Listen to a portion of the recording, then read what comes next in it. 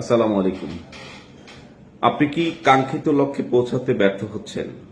মানে একজন বিক্রেতা হিসেবে বা সেলস প্রফেশনে বিক্রয় প্রতিনিধি হিসাবে আপনি যে টার্গেটটা অর্জন করতে পারতেছেন না, কেন পারতেছেন না? এই বিষয়ে কি আপনি খুবই চিন্তিত? চিন্তার কোনো কারণ নাই। Take it easy. পারবেন। খুব সহজ। আপনি কয়েকটা বিষয় শুধু একটু সিরিয়াসলি ভাববেন।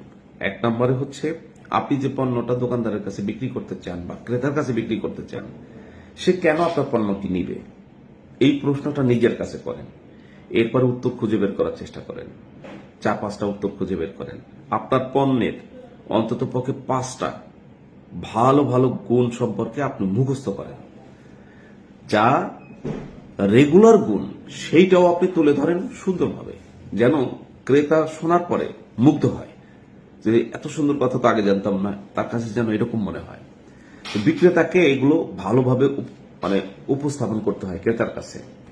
আমরা যারা সাধারণ বিক্রেতা মানে এই যে বিক্রয় প্রতিনিধি সেলস প্রফেশনে আছি, আমরা কিন্তু এগুলো গুণগত মান সম্পর্কে খুব ভালো ধারণা না নিয়ে একটা পণ্যকে ভিখারির মতো গিয়ে বিক্রি করার চেষ্টা করি। বারবার শুধু অনুরোধ করি, ভাই একটু নেন, ভাই একটু নেন, নেন না নিলে আমার চাকরি থাকবে না। এটা হচ্ছে একদম খুবই সস্তা লেভেলের চেষ্টা। এই চেষ্টা